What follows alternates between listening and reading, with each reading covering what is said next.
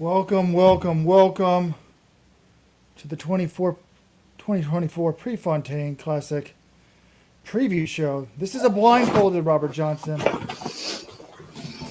We'll be breaking down the Bowerman Mile, everything at the meet. Thank you for joining us live. Those of you joining us live, thank you for joining us on demand. That's the Supporters Club members, the greatest track and field fans on planet Earth. John, you're making a lot of noise in the background, moving around. I don't think I'm going to do the whole show blindfolded.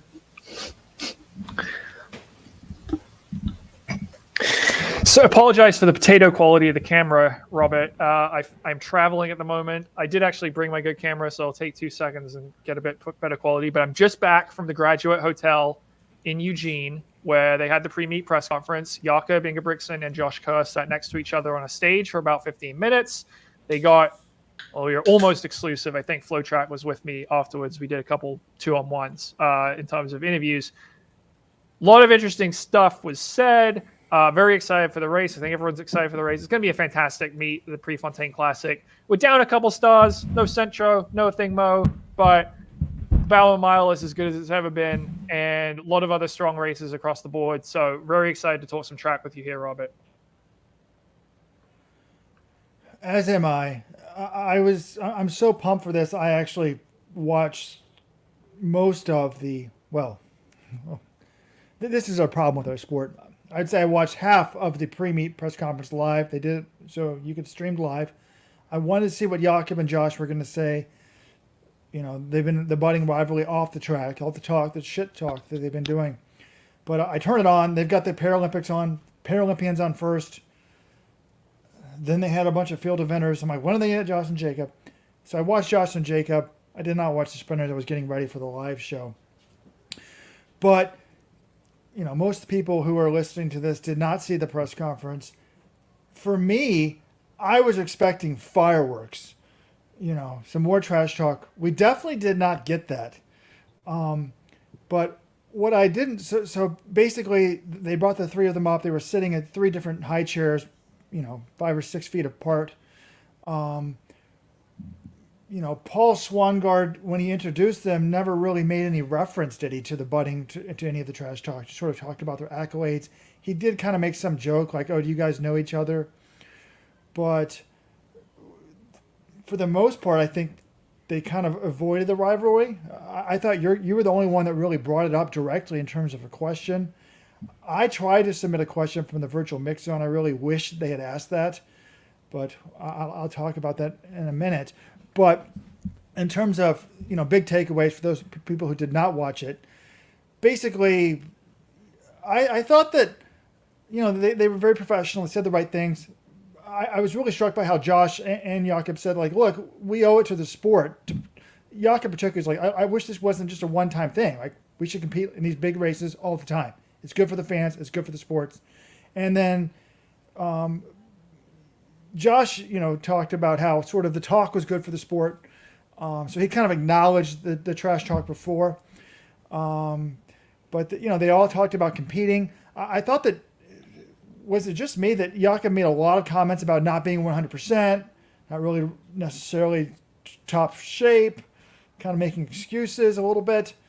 Jared talked about, you know, competition is most important, is what he remembers, not the time. So that was the big takeaway. But what I didn't see was, I wanted to know, what was it like beforehand? Where were they standing before they got on the stage? What was the feeling in the room and between the guys? Did you pick up any of the sort of the hidden things? Because all we saw was them when they were up on the stage. Yeah, Robert, they brought them into the media room where the press conference was while the field events with athletes were talking. And honestly, as soon as they opened the door and the milers came in, I just turned around and started watching them and kind of ignored the field event athletes. And Jared and Jakob kind of went off to the side, and then Jakob was standing off in the middle. So they definitely weren't next to each other. I don't know if that was deliberate or whatever, but, you know, and I was kind of watching that, and then they walk up. And I don't know if you noticed this during the entire press conference, whenever, like, Jakob is basically just looking ahead. Like, usually when some athlete's talking, they'll kind of look over to the other one, see what they're saying. Whenever Josh was talking, Jakob was just kind of looking straight ahead, not paying. I don't know if he was, I'm sure he was probably listening still, but I found that interesting, but I talked to them afterwards, and essentially what I can garner here, I asked them about their relationship, and Josh didn't really want to go into that. He just said it's not a counseling session. But what I gather, they don't have a relationship personally. They don't really talk. They go up, they show up, they race against each other. It's not like they're texting each other in the off season. They both kind of admitted, hey, I don't know this guy personally. They've just been, all they know is kind of what the other's been saying in the media. And they know, just going up and racing against them professionally. So my whole takeaway on this situation is it is personally, they just don't have a relationship. Professionally, there's a rivalry. They both want the same thing. Professional dislike, but personal, lack of relationship, I would say. Because they both said, I asked them directly, do you dislike the other one? They're like, it's kind of hard to dislike him. I don't actually know him. So that was my whole takeaway. Correct. And we had it up as quote of the day on Let's Run earlier in the week. Danny Mackey, Josh Kerr's coach, said something like along the lines of, I'm a big MMA fan. I think it's good for the sport. But he said, I don't know if Jakob's saying this stuff just to try to get under Josh's head, or if he's just saying it because he's blunt and, honest. And I started a message board thread basically asking that. I think it's more the latter. He's just, not that the press is necessarily, and people say, oh, you do stuff for clicks and stuff like that. People think we're trying to blow it out of proportion, but they're like, asked him after the race, like, what happened? And then he says, I'm sick. And they're like, oh, well, are you looking forward to stopping him again? And he's like, well, no, I just feel like if I'm not going to win, there had to be somebody else. He's just the next guy. And then if you're Josh and you get that sort of out of context, you're going to take offense to that. And then here we are. So I think it's good for the sport. I liked your question, John. John asked, like, hey, guys, what is your relationship like and how has it changed since Budapest? And they didn't really, answer it too directly. Some people in the comments are saying, Sam Weber's saying, I don't recall Jakob mentioning lack of fitness at all. So I had a little staggering there, John, stuttering on my YouTube stream. Like, what did he say about his fitness? I was actually stunned. Like, someone said in the comments, like, Magic Boots is getting 2 questions. This is, the questions weren't terrible. They're trying to, it's this group, nonprofit funded by Phil Knight, where they're trying to create the next generation of media people in the media. But there were no hard-hitting questions. I don't think anyone asked about their fitness. Okay, well, good news for you. You paid for me to fly out here. I did ask about Jakob's fitness. Again, I didn't ask that many questions in the press conference because I knew I was going to get some time with them afterwards. So I asked Jakob, like, look, you missed this chunk of base training. How's that going to affect you? Because he's always saying how that is kind of what separates him, is he is able to log this mega miles in the base phase. And he has been kind of extending that base phase, I think, a little longer than he normally would, just because he felt like he missed out on it earlier. But he said the last 4 or 5 months, he's felt pretty good. He's been able to start building up towards full volume again. He feels good about that last 4 or 5 months of training. But he acknowledged, he basically was like, in previous years, once it was racing season, I'm pretty much good to go from then on. And this year, he thinks it's going to be different. He says, I'm going to continue to get better throughout the season. And he attributes that to having a late start in his season. And he says that's different from normal. Usually, he'd be coming out of the gate and in really good fitness. I think this year he's not viewing it that way. So I found that interesting in terms of his approach. The other thing I asked about the race tomorrow, I'm like, all right, do you know what the pace is going to be? Jakob said, I don't know. I haven't asked for a specific pace. It might have been a technical meeting, but he didn't even know what it was going to be. And then I asked Josh, I said, what have you heard? And he's like, well, as the world champion, I can have a say in it if I wanted to. He wasn't too bothered by it. It sounds like it's going to be 153 through the 800, I think is what they're shooting for. But I did find it interesting, Jakob, normally if Jakob's position the last couple of years, he's kind of the guy who's going to be up the front. And this time around, he's not the one saying, oh, yeah, it's going to be a 345 race, follow me around. So that is a little different, I feel like. The question that I tried to submit to the virtual mix zone, and I was watching it about 5 minutes delayed because I had to take a call, but the live chat was still going on, and I thought someone put like "Let's Run 10 years of Let's Run." So I thought they asked my question, but they didn't ask it. Well, I started off with a joke. I said, "Hey, Jakob, did you think about wearing a blindfold to this press conference?" And 10 minutes before this press conference, I just thought it would be so amazing if he wears a blindfold in there. It'd be very funny. You're playing into it. You're celebrating it. God, Jakob, if you win the double this year, you'll be such a big star. You need to hire me as your media guy. I can make you even bigger. That's why I wore my blindfold to start. But that was going to be a joke. But my serious question was going to be, hey, Jakob, you said to the Times, that's not the New York Times. When you say the Times, that means the Times of London. But it's like demeaning to the Times of London to say of London. That giving someone, the problem is when you give someone like Josh Kerr attention. And I was like, why is that a problem? I'm curious why you think it's a problem if you give him particular attention, because you yourself have done a lot of media in the off zone when you've been sick. It seems like every Norwegian media outlet went to his house, had a one-on-one with him. He just had a film crew show up and watch his practice. Koros and FlowTrack together. By the way, that has got to be a major FTC violation. There's no disclosure that that's a paid promotion, which apparently can be a $75,000 fine. If anyone knows the contact of the FTC, maybe I should, Wells, you're mad. Well, why are you doing it? Just because it pisses me off. It's not proper journalism. All right, let's get back to Jakob here, Robert. I know I'll address both of those things that you brought up, okay? One, why is he doing Did you ask it of him one-on-one? Yes. Now, one, why is he doing... Yes, this is what I'm paid to do here, Robert, all right? So, one, why is he doing all this media? He's like, look, it wasn't really my choice, but there's such a big demand, and that was only a fraction of the demand for him, is the people he actually allowed out to his house. But he just kind of felt like he owed the public something. Like he is a very high-profile athlete, one of the most famous runners in the world. And I think he kind of was like, there's so many people asking for some of my time. I'm going to give it to some of them. Not everyone, but I appreciated that. Then the other question about Josh Kerr. And again, his quote to the Times was along the lines of, it's an issue giving people like Kerr attention. I said, why him? And he's like, that's a good question. So kudos, Robert. He liked the question. But he essentially said he didn't appreciate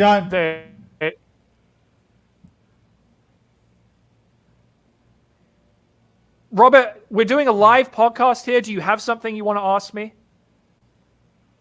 Oh, whoa, John's getting a little bit upset. You cut me off in the middle of my response. Can you say what you have to say, please? I thought you cut out there. I just was going to say, Jakob obviously always loves my questions. I guess your opinions are very different.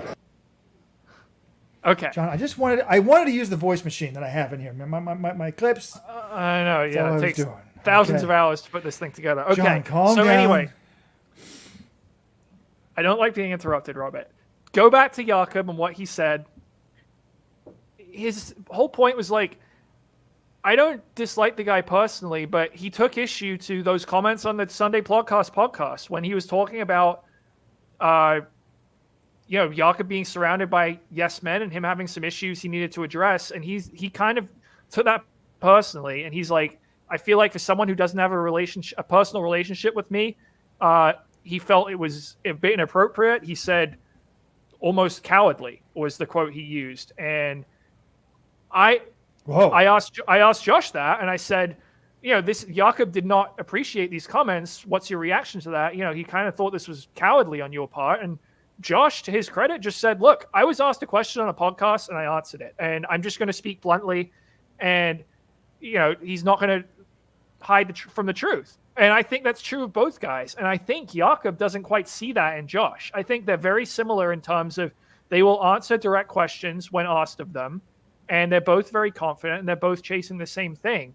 And I don't think Josh meant it as an attack on his family. I just think he meant it as, look, you got beat the last couple of years and you do have weaknesses as a runner and you need to improve them to win the next year. And I think that's a fair comment given how the last three global championships in the 1500 have played out. So I think Jakob maybe doesn't understand the whole context behind it. But but they don't have it. They don't really talk to each other. So maybe there's not a way for them to hash it out. But I found it very interesting. I think both of the interviews with Josh and Jakob, which are now up on our YouTube page, are worth checking out. Well, we didn't get the fireworks at the press conference, but I'm glad I sent you out there. It sounds like that the article you're going to write recapping your one-on-ones with these guys is going to be kind of explosive. It's always struck me, it's hard to be totally self-aware, but like Jakob does not realize he's got the exact same personality as his dad. And Josh doesn't realize, and it's actually a very similar personality Josh and Jakob have. They speak bluntly into the truth. If I had to side with anyone, well, I can see both sides. You think the other guy's demeaning you, but I think Josh took more offense to those comments than he should have about being sick and just the next guy. But I guess if I won, I could see why. And then he kind of made it personal with he's surrounded by yes men, etc. Speaking of yes men, when I was watching the FlowTrack Koros video of the 16 by 400 or 12 by 400, 10 by 200 workout, by the way, dear distance gurus, we've analyzed the workout on Let's Run today. Go to letsrun.com today to check it out. But I forgot my train of thought. All right, Robert, let's just talk about this race. We've been talking about all this off-season drama, all the comments and everything. We got a hell of a race tomorrow, and we haven't previewed it. So I want your opinion. What do you mean preview it? It's Josh versus Jakob and everybody else. But it's more interesting, like what they're saying about each other, what they think. No, it's more interesting to me who's going to win the race. We've talked about Jakob's that's what I was getting at too. Yeah. And the reason when I was watching that workout, I just thought to myself, and I don't know if you asked him about this, there's no one there. This is the best miler, maybe the best middle distance, 15, certainly the best 5,000 meter runner on planet Earth, the best Western runner I've ever seen in my lifetime. I mean, I always say, like, why is the hype for this guy? I'm like, look, we've been, my entire life, there was like 50 straight world championship finals where nobody, not from Africa, won a gold medal. And then we've been waiting for someone to win one. And we've actually had quite a few in the 1505 recently. But this guy's not only winning, he's expected to win. So he's like transformational, Jakob Ingebrigtsen is.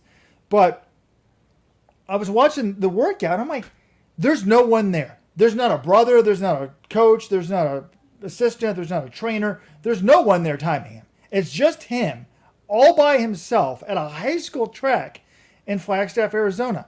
And I thought, he's missed several months of training. Now he has no coach. Why do I think this guy's going to win the Olympic final in the 1500? I think he's going to do it in the 5. But I just thought, maybe I'm biased because I'm an ex-coach. But I'm like, it just seems like very lonely to be there with no one. Now, admittedly, Weldon Johnson, the founder, the co-founder of this website, trained in Flagstaff like Jakob. He didn't have a coach. He didn't have, occasionally I would be out there for a couple months. But normally all the time he was by himself, timing it and just sending the workouts back home. And he did way better than he ever had done before. But I kind of thought, like, wow, I think Kerr's going to beat him. All right, Robert, how many beers deep are you right now? This is one of the most harebrained takes I've ever heard on this podcast. You think, how is a guy who has already won the Olympics, by the way, he's already done exactly one what half you're beer in the to John. do. One half beer in John. He's won the Olympics. He ran 3:27 last year and 3:43 in the mile after splitting with his coach. And you're saying he's not going to win the Olympics because he's doing a workout by himself at a high school track? I mean, one, how many tracks do you know of that are in the Flagstaff area? There aren't many.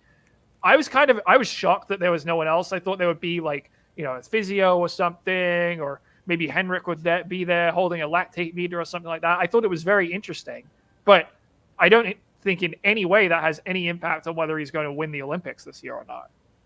Yeah, Connor Sleeth right here in the comments. I think Jakob knows what he needs to do by now. Yeah, this guy's been training as a professional runner for more than half his life, so I agree. But half the message board is obsessed with this runner needs to leave Bowerman Track Club immediately. Dathan Ritzenheimer of the OAC is the greatest coach in America. He's making all these runners. All of a sudden, now we're going to assume that coaching is irrelevant, and Jakob just completely can do. He can manage it all by himself remotely, and with a new kid on the way, missing a lot of training, and not miss a beat. It just He did seems. Robert, I mean, he's not doing everything remote. It's not like every single workout is by himself. He's got his brothers, but his Does coaching setup has not changed last year when he had one of the greatest runners we've seen by middle distance runners in years. He ran 723, 754, 327, 343. All of those it was essentially Jakob working with his brothers to coach themselves. I'm not concerned about his setup at all. We have all these threads on the message boards because people will run poorly and then say, oh, they need a change in coaches. Jakob's not running poorly. He's lost 2 races since the start of 2022. So, or, 2 1500 or 5Ks, whatever. I'm not worried about his setup at all. Now, can we please talk about this race tomorrow and who's going to win it? Wait. Well, that's what we are talking about. I'm talking about his fitness. Now, you raised a very good point. If Jakob had won that 1500 last year, right? We're like, that's an all-time season. All-time. it's maybe the greatest season ever. I'm not sure if I'd go right that because you got the super spike inflations, but it would be an undefeated season, 1500 and 5K world gold, world record in the 2 mile and 2K, and a 327, 1500, 343 mile. It would be up there. I'd argue it's the greatest season by a Western runner. But instead he loses, what's going to happen this year? That's a fair point. He did amazing. But what I always say, remind me, when did he stop being coached by his dad? At the end, right after winning the Olympics, 2020. So he had 2022 too. Okay, I was going to say, you always do well the first year you have a new coach. And then it's the next year. It's like Sinclair Johnson does well when she's not with Jerry the first year, and then she kind of struggles. Like, what's going to happen in year 2? But this is year 3 without dad, right? So year 2 was amazing without dad. Correct. Okay. In terms of who's going to win the race, by the way, DraftKings does have betting in the U.S. on this race. On this meet.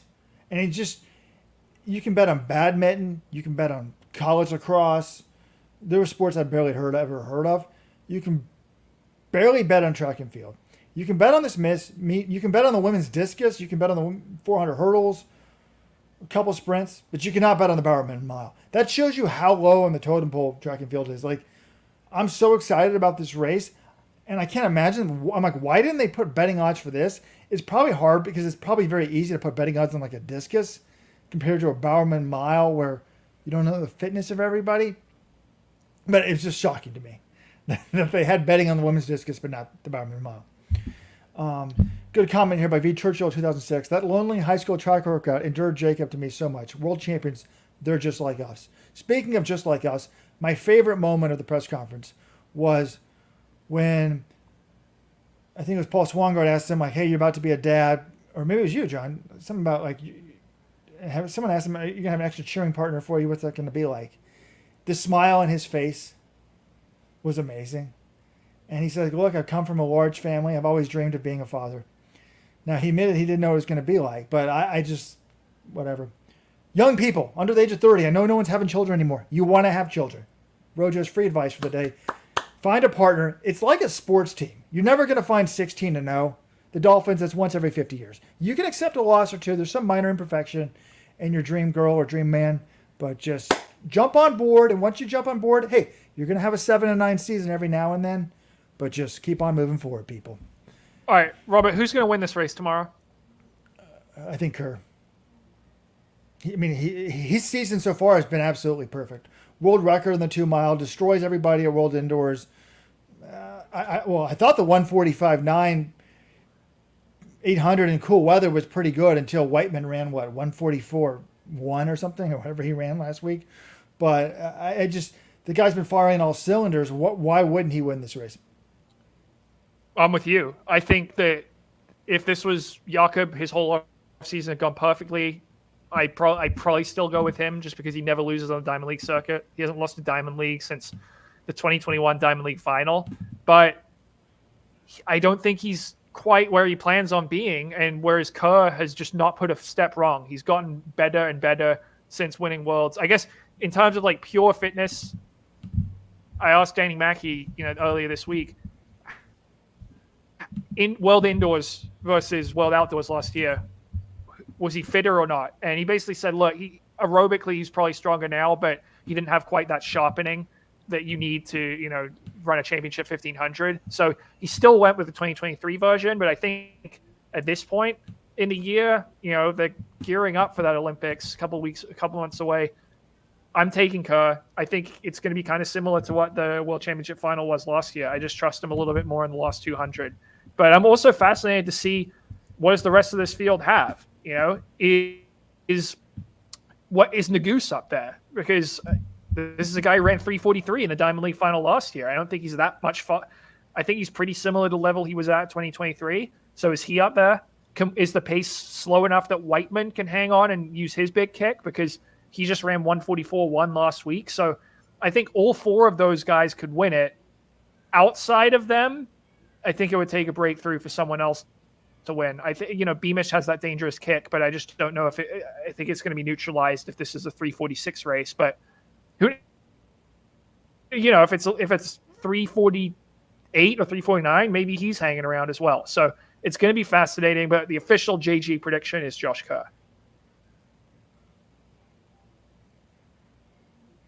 And then I think those four guys are battling it out for the 3 medals.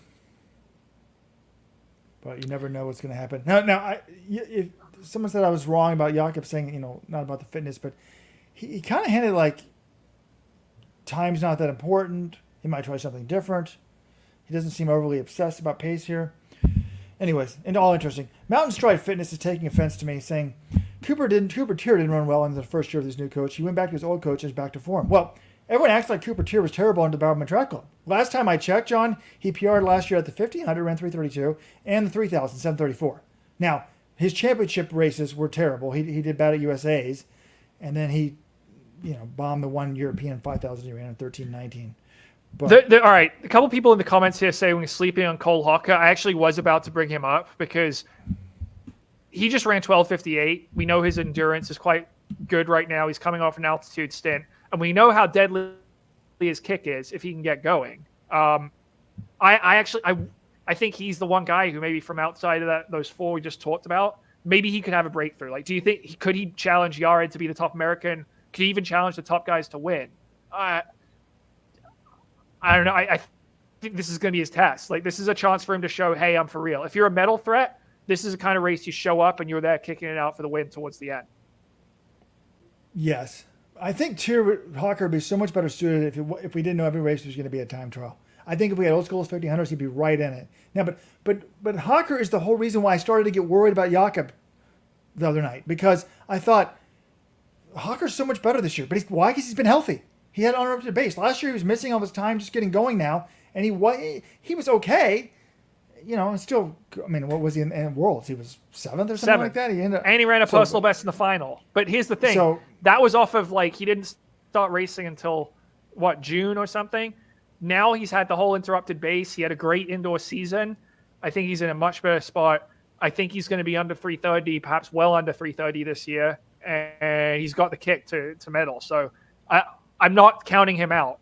He just hasn't quite shown some of the performances that these very best guys have yet. But 348, he ran 348, 805 in the 2 mile at Millrose. So that was pretty good as well. And 1258. So I would think at 329, I would think that he would beat Tier here. I really think if Tier wants to be a factor he's still going to be a factor, I guess, at USA's. But to me, Tier needs to beat Hocker in a time trial. If this is a time trial, this is what he's better at relatively compared to Hocker. He would need to beat him in this race, because if it's a little bit tactical, he's not going to stand a chance normally, you would think. And at USA's, Rose Runner wants to know, what would you put Jordy Beamish odds for this race if you were a bookie? I don't know what the bookies would put it at, because he is the world indoor champion. It'd be very interesting. I would put his odds at something like 50-1. Beamish in this race or the Olympics, you're saying? This race. I put it higher at the Olympics because there's a chance that could be tactical. Yeah, I think 50-1. Just if they're going through 800 and 153, I think that's probably fair. Just because the rest of this field's so good, and we have seen him fall off the pace even in races that haven't been 346. So I don't think that's unfair to him. He's a fantastic kicker. I just don't think the Bowerman Mile, that style of race, is going. He hasn't shown that that's his strength yet. But this is his chance. He doesn't get in races like this. Like, who knows? Like, but he hasn't had the chance to run many fast miles. Well, maybe because he's not good at them. He's run. I mean, 10 years worth of 1500s, tons of miles, and his PB is 3:36 for the 1500. Middle, he did win that race last 2022. He did run 3:51 indoors this year. So 3:51, but that's like, what is that, like 3:33, 3:34? All right, let's move on. There are any other final comments on the Bowerman Mile? We've got a bunch of other events to discuss. It's going to be really fun to watch. I want to see. There's just so many storylines. Can Hawker, with that 12:58, take the next step? I think he can. How good does Tier with 12:54? What does that mean for his 1500? Or is he just not quite fast enough for the event? I mean, we're about Jakob not being fast enough. Tier's slower than him. And then, so you got the American battle. Oh, Nagoose. One thing we haven't said about him is he hasn't really looked better to me this year at any point than last year. But no one's going to care about indoors. What does he do? Obviously, we've got the battle for the win. And then for Jakob, I'm worried about Hawker. Like, Hawker got back to kind of where he was before. I guess if Jakob can get back to the fitness he was last year and then not be sick at the Olympic final, he would have a good shot, even if it's tactical. So much excitement. All right. Now, Robert, of all these other events at Prefontaine, which one has you the most excited? Because I think, for me, it was definitely going to be the women's 800 until a thing Mo dropped out.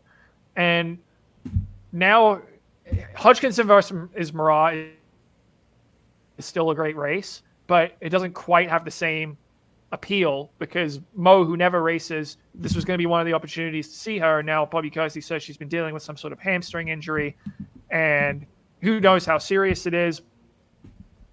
But apparently she was planning on racing the last couple weeks as well, and she didn't race there. It's serious enough. Bobby Kersey has decided it's not worth racing in this race, but that one's still pretty interesting. The women's 1500, I think that one, maybe the women's 1500 is the next most interesting to me because I think Ellie St. Pierre has a real chance to win this race. Like, who do you view as the favorite here? Is it her or is it Deribi Welteje, the silver medalist at Worlds last year from Ethiopia, who did win the last Diamond League in 3:55 in Marrakech over the weekend? I think Welteje is the favorite. I mean, she's the outdoor silver medalist. Perrier's never sniffed a medal, but this is a fascinating race because you don't have. She didn't win Marrakech, by the way. It was LA last week, 3:55. Just to correct it, but go ahead. Sorry, Robert.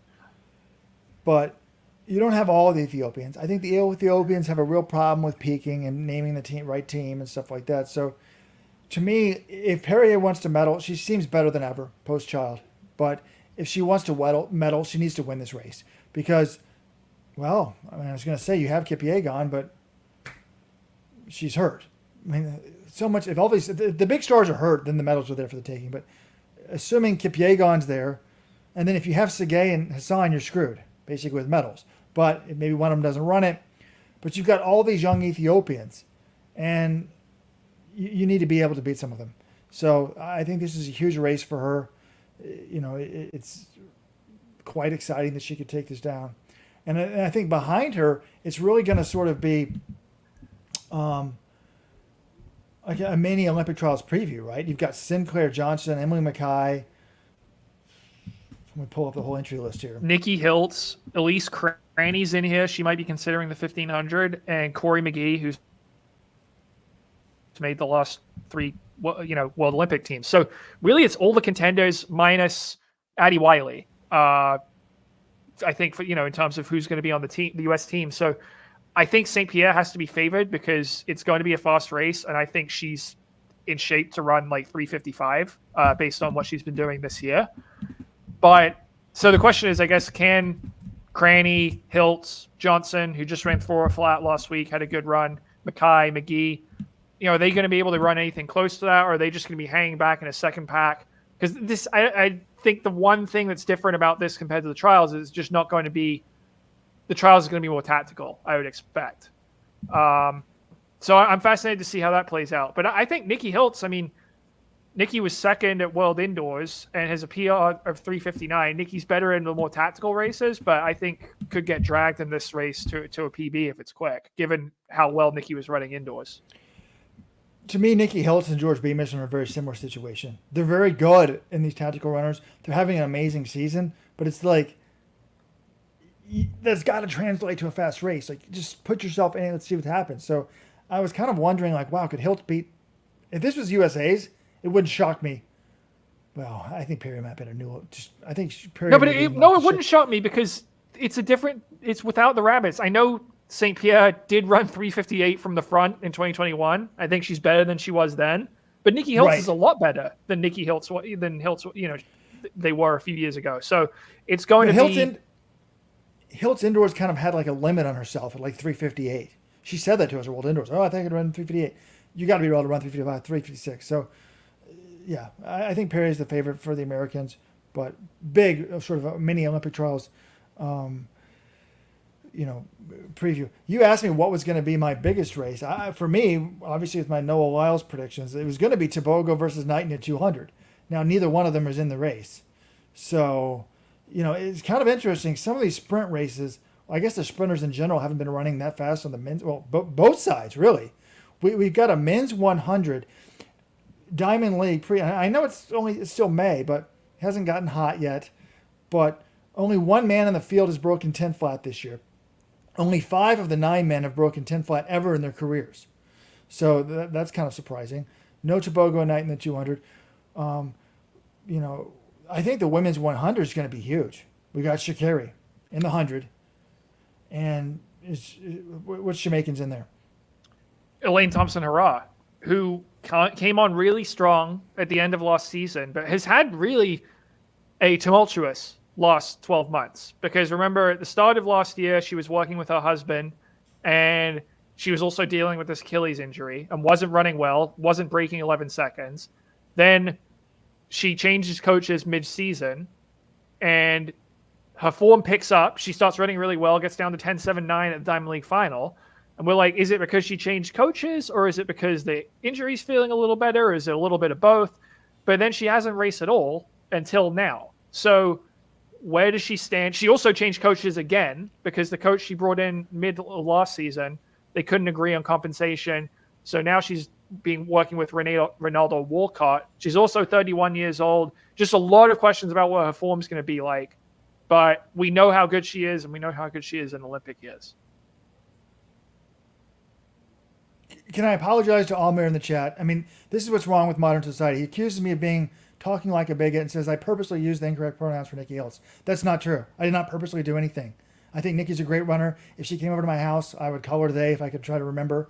But when I'm talking about sports and it's a biological female, it's just very hard for me to remember which pronouns to use for each person. So I apologize if Nikki's offended by that. It is interesting to me that all of you never hear about the elite athletes who are either non-binary or transgender going from female to the male category because they know that will be the end of their career.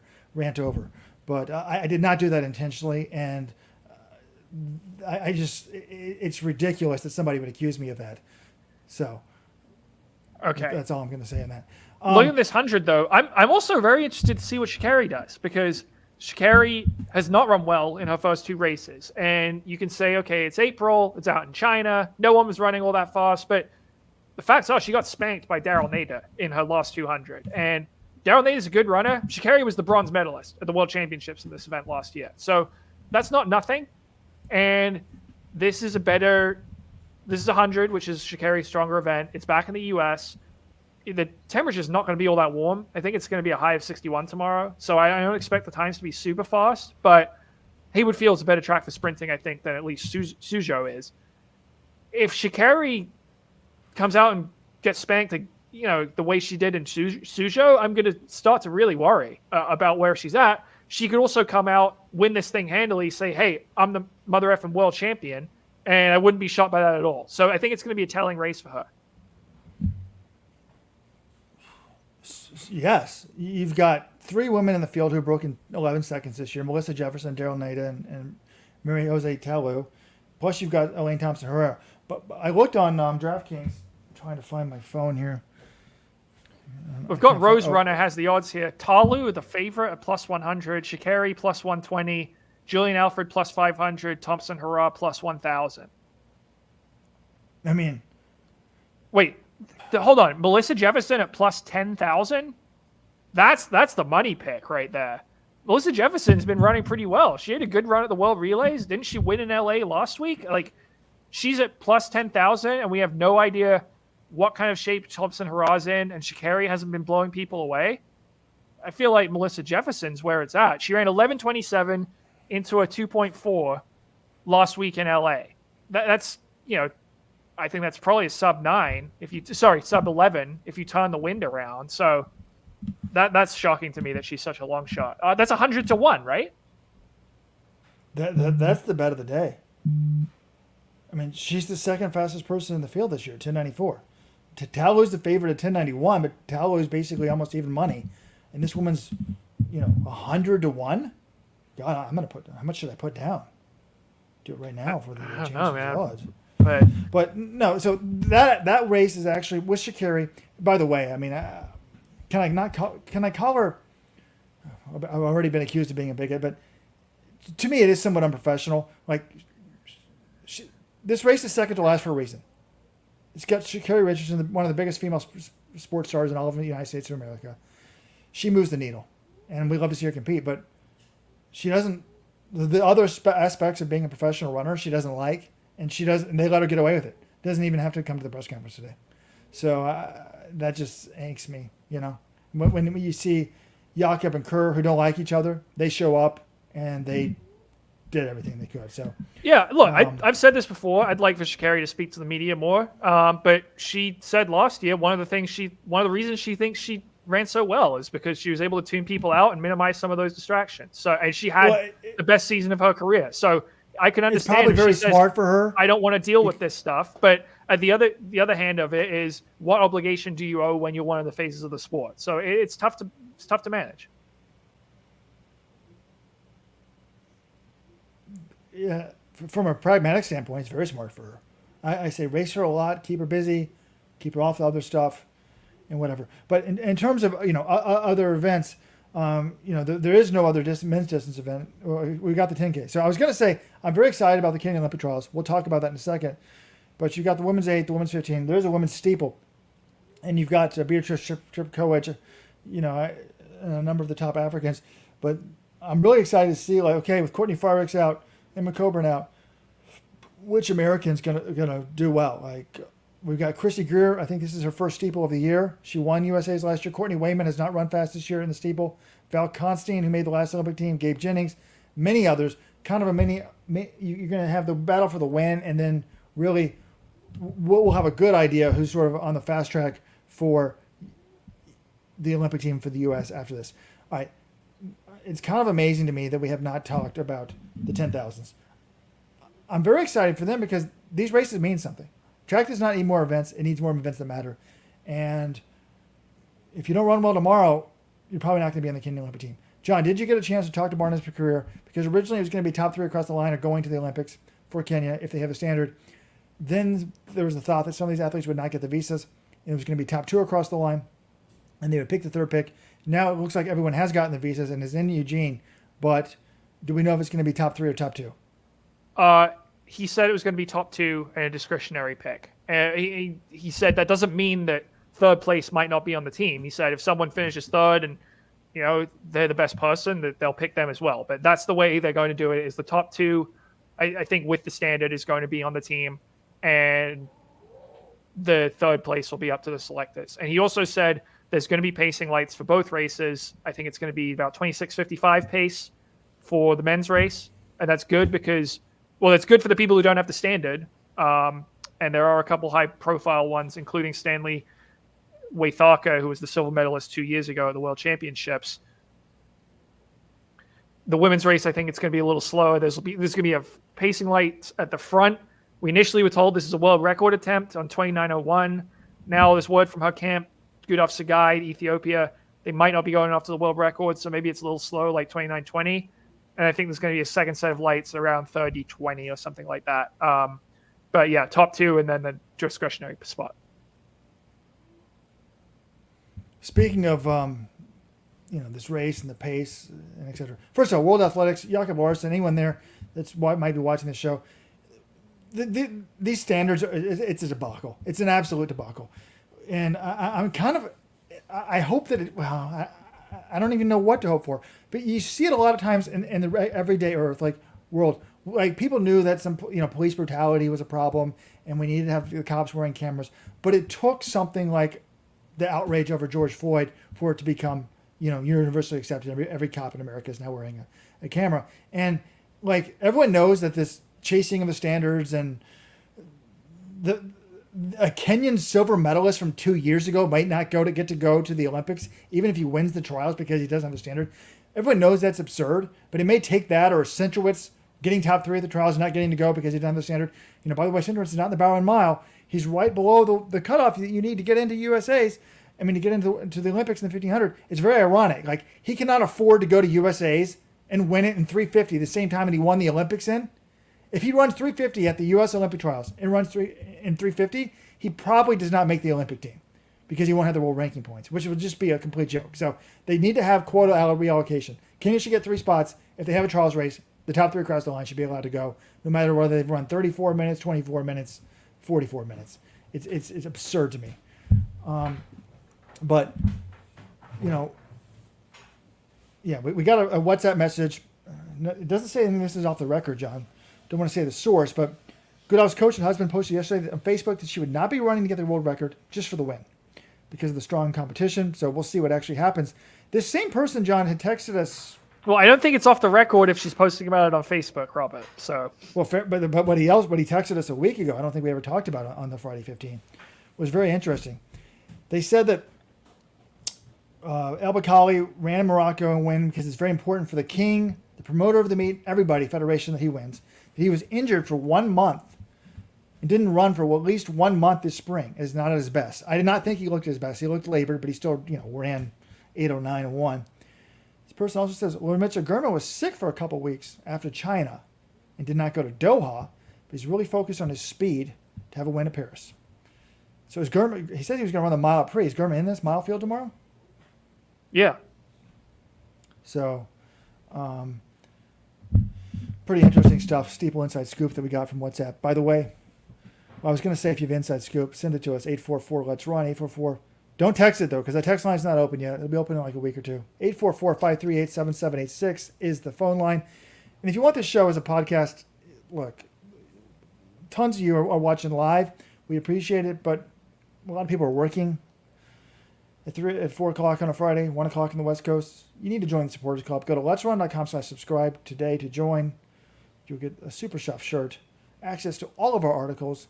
Like John, you did a great job on the Bowerman Mile preview. You had interviews with Jeff Whiteman, Jake Whiteman's coach. You had interviews with Danny Mackey, Josh Kerr's coach. Nowhere else are you going to get that.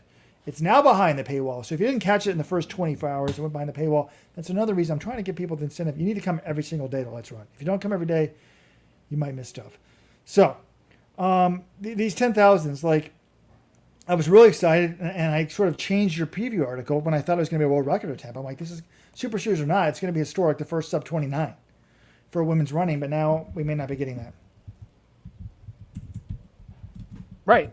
And I guess it's interesting because Sagai opened up in 350 for 1500, so I was like, well, she's really in shape, and I thought this record, one of the freaks, as I call them, like Hassan, Gudov, Sagai, Faith Kipyegon, one of the Gide, even one of them might be able to get this record given how it was broken twice in 3 days the last time. But yeah, maybe she just doesn't feel like we know how good she is when she's on form. Remember, she ran 14 flat here last year at Pre, but she's not going after it. That's fine. I want to see the battle between her and Beatrice Chebet, and I'm just going to be interesting. Is it going to be those two battling it out up front, and then there's going to be a gap to all the other Kenyans, or is there going to be just one big pack, and it's going to be Sagai and Chebet on the last lap? Interested to see how that goes. Well, remember last year, I think it was the Ethiopian trials where they let Eilish McColgan go way ahead? Yeah. Because they didn't care. But Yeah. I think the nice thing here is I normally prefer trials races, top 3 go. But with 2 and 1, Quebec can take a chance, and if she blows up, it's not a big deal because they would name her to the team. But it would have been kind of crazy if we do get the sub 29, because I mean it was less than 40 years ago with the first sub 31, Ingrid Christensen in 1985, and then we had the sub 30 in 1993, Wang Juqi of China. People were so stunned by that; they thought it was a lap short. Now we all think it's doped, but here we go, sub 29, sub 14. It's going to happen real soon. It would have been really cool if Sagai does get it tomorrow, because she got the world record in the 5,000 on this track in her last race in Eugene. All right, Robert, any other things you wanted to mention about this race before we finish up here? Well, we didn't really talk about the men's 10,000.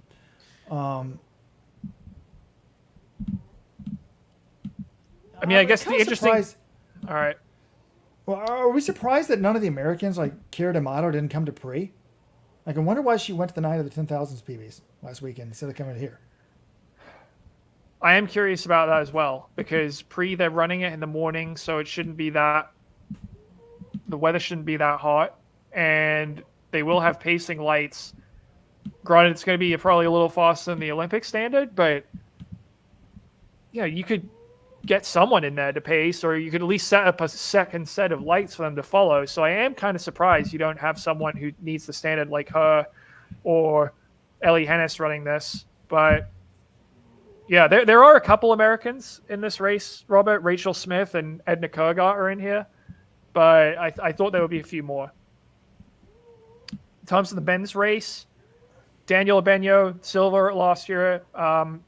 He's running it. I saw him in the lobby. He was one of the guys with the visa issues. I saw him in the meet hotel. I'm like, are you okay? Like, everything go all right? He's like, yeah, I got in yesterday. I'm ready. So he seemed to be in good spirits. Benson Kiplanga, who was bronze at World Cross Country. He's one of the budding Kenyan distance stars. He's running. There was also talk about him having visa issues, but I think, according to Barnabas Correa, everyone made it who wanted to come. So I think they're going to have he said there's going to be a full complement of athletes on the start line.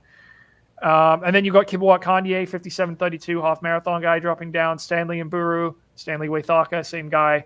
World silver from 2022. And a guy I'm watching, Robert, Edwin Kurgott from Dark Sky Distance. He's had a great year. He's run sub 13 this year. He's run sub 27. And he's been based in Flagstaff. He doesn't have to worry about all the visa or the travel or anything like that.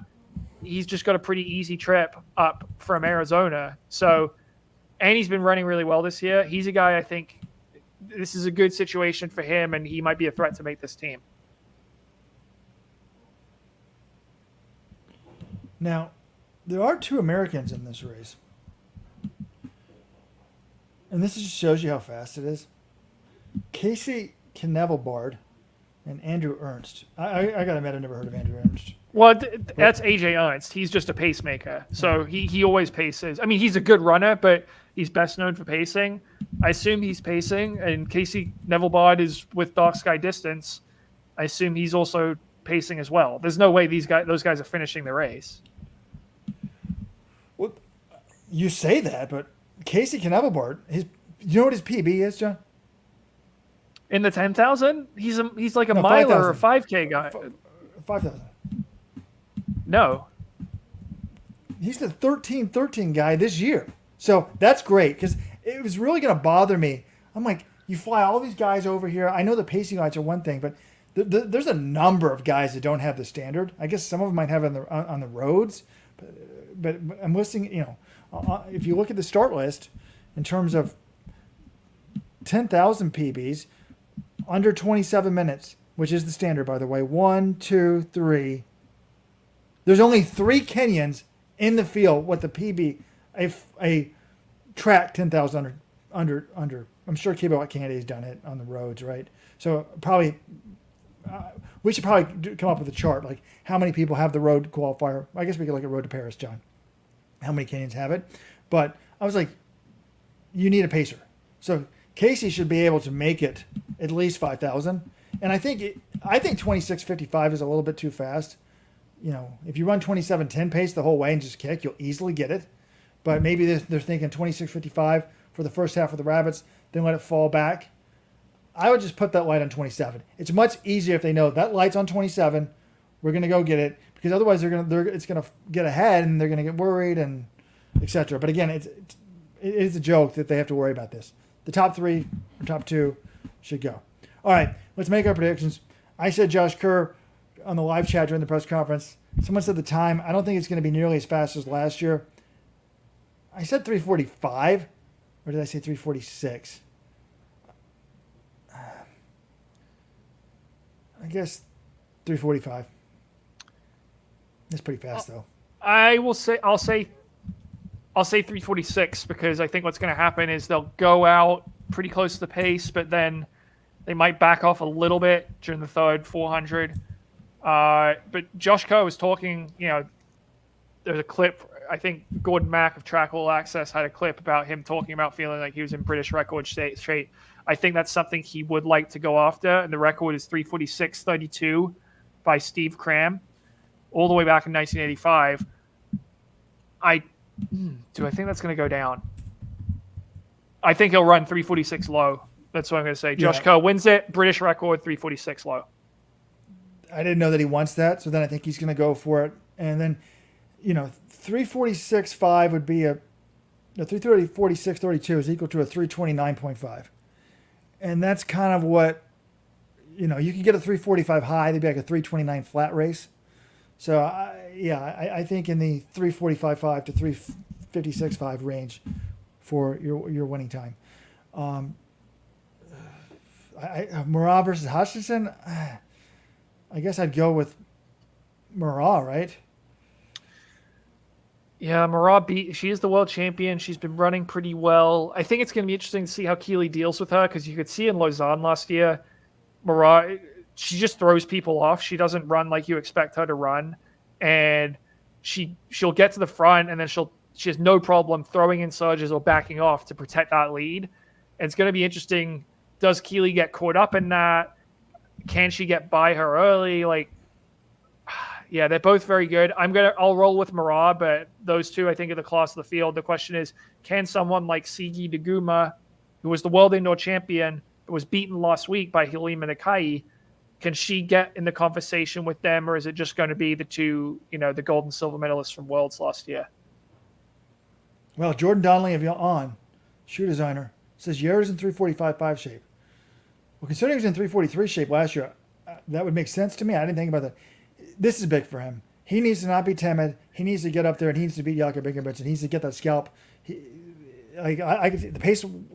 How amazing would it be if this pace lags and he takes over the Ingebrigtsen role, and he just tries to shove it down Josh Kerr's throat. Imagine if he wins this race. This could be his results haven't been there, but it sounds like in training they're going for the 5. They're getting him stronger. And I kind of thought this other day when we were talking about the 5. I was watching the 5,000 in LA last week, and I just thought, Jakob's unbeatable in the 5, and it hit me. I'm like, you know what? Maybe Jared Naguse is going to become close to unbeatable in the 5 too, always medaling in the 5, because I think indoors they thought he was going to run 12:55 pretty easily. He didn't do it, obviously, but sometimes you train, you get stronger, but it doesn't show up in the races. But maybe that's just the brief stagnation he's had, and maybe now he's going to just be better than ever. And God, what if he wins this race? If he wins this race tomorrow, you're going to really be thinking there's 4 guys. There's 4 guys that all want to win the Olympic title and really have a really legitimate shot at winning the Olympic title, and one of them's not even going to medal. In Naguse, Kerr, Ingebrigtsen, and Whiteman. It's going to be amazing. What does Tier do? What does Hawker do? So exciting. Can't wait. We'll go live. I think we said we're going to wait 30 minutes for the race to end, or I could go straight without you, John, and just shoot from the hip. But if people just want to hear minutes? an unhinged Rojo talking to the camera by himself for 30 minutes, I feel like we just wait until 6:30, and that's when all the athletes will have been through the mix zone, so we'll get some insight from them as well. That's the plan, is the video show after the meet tomorrow, 6:30 Eastern. All right, guys and gals and theys. Until next time.